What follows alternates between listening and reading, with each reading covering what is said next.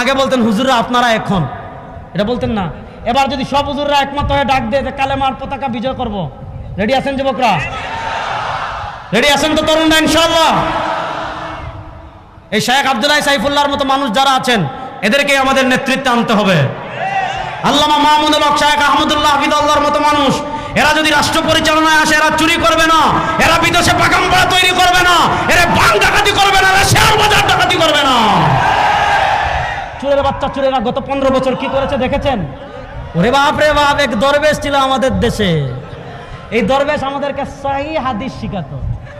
এই দরবেশ বলেছে সহিহ হাদিসের তো কোনো প্রবলেম নাই, তবে কোরআনে কিছু প্রবলেম আছে।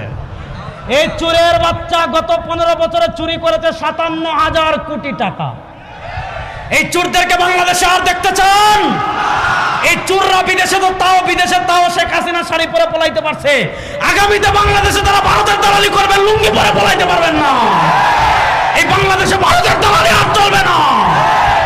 হতাশ হওয়ার কিছু নাই। আমরা এমন এক জাতি, আমরা মৃত্যুকে ভয় পাই না।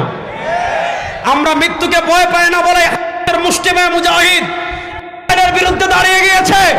আমরা এমন এক জাতি মৃত্যুকে ভয় পাই না বলে তালেবান আর বিরুদ্ধে দাঁড়িয়ে গিয়েছে। প্রয়োজন যদি হয় ভারতের বিরুদ্ধে দাঁড়ানোর জন্য প্রস্তুত আছেন।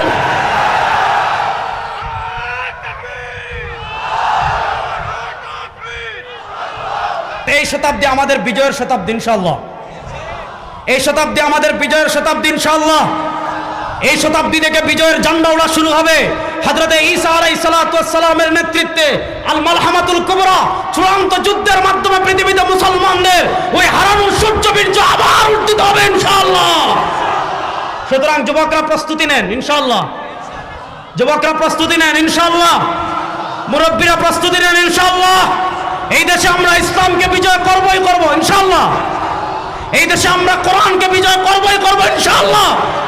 আল্লাহ তাআলা কোরআন বিজয়ের তৌফিক দান করুন, সবাই বলেন আমিন। আল্লাহ বলেন ইদা যুকিরতু যুকিরতা মাই। দুনিয়াতে আপনি যেখানে আল্লাহ পাবেন, আল্লাহর সাথে আপনি আমার হাবিবকে পাবেন। আপনি কালিমা তাইয়্যিবা যাবেন, লা ইলাহা ইল্লাল্লাহ তাওহীদ পাবেন, সাথে আমার নবীর রিসালাত পাবেন, মুহাম্মাদুর রাসূলুল্লাহ। আপনি কালিমা শাহাদাত